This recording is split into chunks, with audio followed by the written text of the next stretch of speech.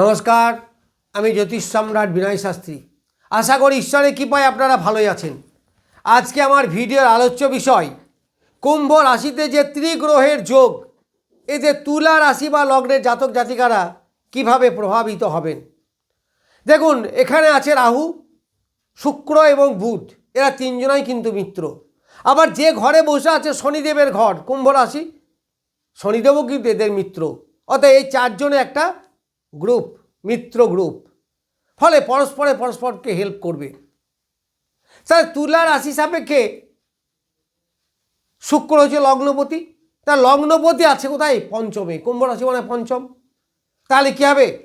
শরীর স্বাস্থ্য ডেভেলপ হবে, মন মানসিকতা উন্নত হবে, রুচিবোধ আপনার বৃদ্ধি পাবে, আপনার চাল চলন, পোশাক পরিচ্ছদ, খাওয়া দাওয়া, এই প্রত্যেকটার মধ্যে একটা শৌখিনতা ভাব, না যাকে বলা যাবে কিছুটা লাক্সারিয়াস, এইগুলো আপনি এই সময়ে পাবেন। এই পঞ্চম থেকে সন্তানের বিচার হয়, তাহলে সন্তানের সঙ্গে সখ্যতা বৃদ্ধি আপনার হবে। আবার বুধ হচ্ছে যৌনতার কারক গ্রহ, শুক্র হচ্ছে যৌনতার কারক গ্রহ, শুক্র হচ্ছে দাম্পত্য জীবনের কারক গ্রহ, শুক্র হচ্ছে অপোজিট সেক্সের প্রতি যে অ্যাট্রাকশন তার কারক গ্রহ। তাহলে রাহু এখানে বসে আছে, যার অতৃপ্ত ক্ষুধা, ফলে অপোজিট সেক্সের প্রতি আকর্ষণ আপনাদের এই সময় বৃদ্ধি পাবে। দাম্পত্য জীবন মোর অর লেস ভালোই যাবে, তবে রাহু যুক্ত থাকার জন্য কামনা বাসনা একটু বৃদ্ধি পাবে। আর জানেন তো রাহুর শুধুমাত্র মাথাটা আছে, গলার পরে আর নাই, ফলে সে যা গ্রহণ করে তা তো থাকে না, বেরিয়ে যায়, ফলে তার অতৃপ্ত ক্ষুধা, তার ক্ষুধা মেটে না। তাহলে এই রাহু যুক্ত হওয়ার জন্য শুক্র কিন্তু কিছু কিছু জায়গায় একটু বাজে রেজাল্ট দেবে, কোনো কলঙ্ক আনতে পারে, কোনো বদনাম সৃষ্টি করতে পারে, বিশেষ করে অপোজিট সেক্স থেকে। এখানে আপনারা একটু সাবধানে থাকবেন। তা প্রেম প্রীতির ব্যাপারে যথেষ্ট আকর্ষণ বৃদ্ধি হবে এবং তা সফলতা অর্জন করবে। এই পঞ্চমে আছে বুধ। বুধ হচ্ছে তুলা রাশি বা লগ্ন সাপেক্ষে নবমপতি এবং দ্বাদশপতি। তার নবমপতি পঞ্চমে, আবার সেই কথা, লক্ষ্মীতে লক্ষ্মী বৃদ্ধি। তার নবম হচ্ছে কোন স্থান, আবার পঞ্চম হচ্ছে কোন স্থান। তার নবমপতি যদি পঞ্চমে যায়, তাহলে লক্ষ্মীতে লক্ষ্মী বৃদ্ধি হবে, অর্থাৎ এই সময় আপনাদের আয় উপার্জন বৃদ্ধি হবে, কর্মে প্রমোশন হবে, কর্মে ডেভেলপমেন্ট দেখা দেবে। এই পঞ্চম স্থানে রাহু বুধ যুক্ত আছে, বলে রাহুর কাজ হচ্ছে অ্যাম্প্লিফাই করা, একেবারে শীর্ষে পৌঁছে দেওয়া, আর না হলে একেবারে টু দ্য বটম। তবে রাহু এখানে ভালো ফল দেবে, কারণ সে মিত্র ঘরে আছে, আবার এই তুলা রাশি বা লগ্ন সাপেক্ষে পঞ্চম স্থান। তাহলে পঞ্চম স্থান যদি হয়, পঞ্চম স্থান কোন স্থান? লক্ষ্মী স্থান। এখানে যে কোনো গ্রহই ভালো ফল দেয়, কারণ এখানে কমফর্টেবল, শান্তিতে ফল দিতে পারে। এবার লগ্নপতি শুক্র, সে কেন্দ্রপতি এবং কোণপতি, আবার নবমপতি বুধ, তাহলে কেন্দ্রপতি এবং কোণপতি যোগকে বলা হয় রাজযোগ, ফলে আপনি এই সময় রাজযোগের ফল পাবেন। তাহলে আপনার শৌখিন দ্রব্যের প্রতি আকর্ষণ বৃদ্ধি হবে।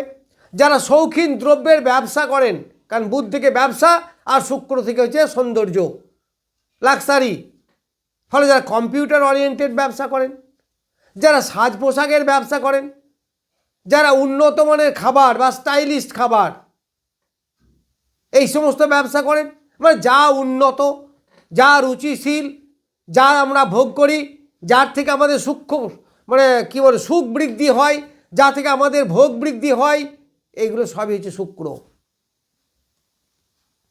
তাহলে নবমপতির সঙ্গে যদি যুক্ত থাকে, তাহলে তার সফলতা আসবে।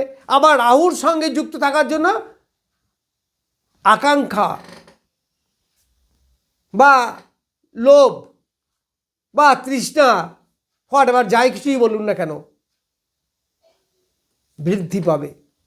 তাহলে শৌখিন দ্রব্যের প্রতি আপনার আকর্ষণ বৃদ্ধি হবে। আবার ব্যবসার প্রতি আপনার আগ্রহ অনেক বাড়বে। আবার এই সঙ্গে সঙ্গে ব্যয়ও বাড়বে। দ্বাদশপতি তো দেখুন, ব্যয় যদি আমরা না করি তাহলে আমরা সুখ ভোগ করবো কী করে? আপনি একটু বাইরে বেড়াতে যাবেন, ধরুন পুরী, দীঘা বা কোনো পাহাড়ি অঞ্চলে বা যে কোনো জায়গায় আপনি বেড়াতে যাবেন, তা পয়সা খরচ করতে হবে তো। সুতরাং খরচ আমাদের দরকার কমফর্টেবল লাইফের জন্য, সুখ ভোগ করার জন্য। আমরা বেড়াতে যাই কেন? সুখ ভোগ করার জন্য, আনন্দের জন্য। তা সে আনন্দ পেতে গেলে খরচ করতে হবে। তার মানে ভালো জিনিস খেতে মন হচ্ছে, খরচ করতে হবে তো।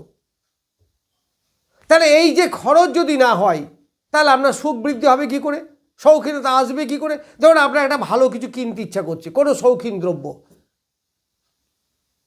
তাই কিনতে হলে আমার পয়সা খরচ করতে হবে। তাহলে দ্বাদশপতি আমাদের দরকার। তার দ্বাদশপতি আমাদের এখানে লগ্নপতির সঙ্গে যুক্ত আছে, ফলে কী হবে? ব্যয় বৃদ্ধিও কিছু ঘটবে। তার আয় যেমন হবে, ব্যয়ও তেমনি হবে। ফলে নবমপতি হিসাবে যখন ভাগ্যের পরিবর্তন হবে, ভাগ্যের ডেভেলপমেন্ট হবে, ঠিক একই রকমভাবে খরচও আপনার বৃদ্ধি পাবে। এখন প্রশ্ন হচ্ছে, খরচটা ভালো দিকে হবে না খারাপ দিকে হবে? দেখুন, এই দ্বাদশপতি যদি তৃতীয়, ষষ্ঠ, অষ্টম এইসব জায়গায় থাকতো তাহলে আপনার রোগে খরচ হয়ে যেত।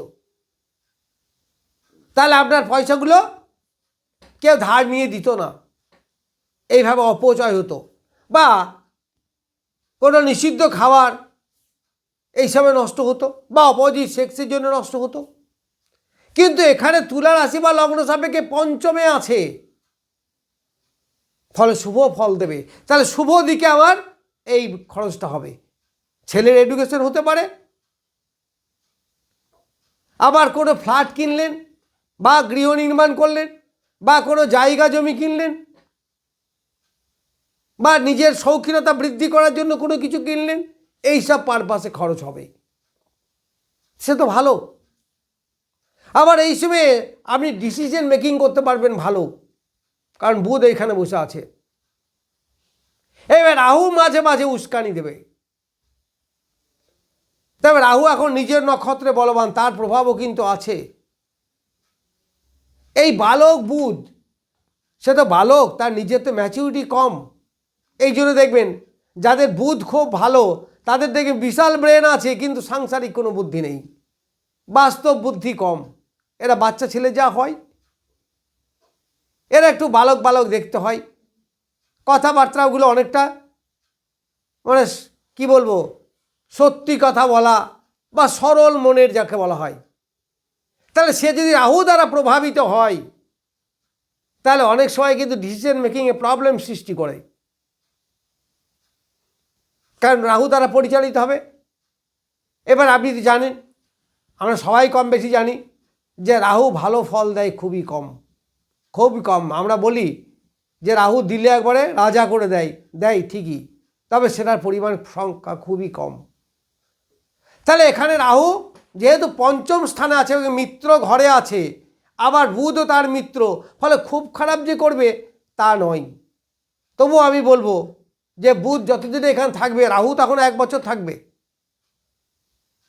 ফলে ডিসিশন এই 10ই এপ্রিল পর্যন্ত ডিসিশনটা কিন্তু একটু চিন্তা ভাবনা করে নেবেন, বেশি ছটফট করবেন। রাহু খুব ছটফট করে, রাহু খুব চঞ্চল, রাহু একটু জেদ বাড়তে পারে এই সময়ে। আবার এই সময় আপনারা মিসগাইডেরও কিছু কিছু জায়গায় হতে পারে রাহুর প্রভাবে। যাই হোক, এই জায়গাগুলো আপনারা একটু সতর্ক থাকবেন, ডিসিশন একটু চিন্তা ভাবনা করে নেবেন।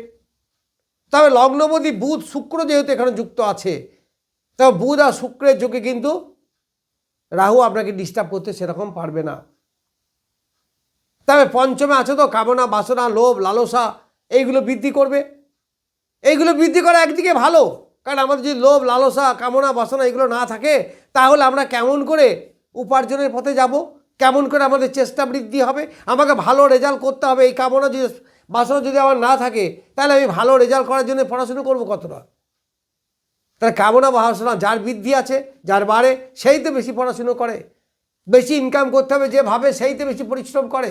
সুতরাং কামনা বাসনা আমাদের চলার পথে কিন্তু যথেষ্ট ভাইটাল।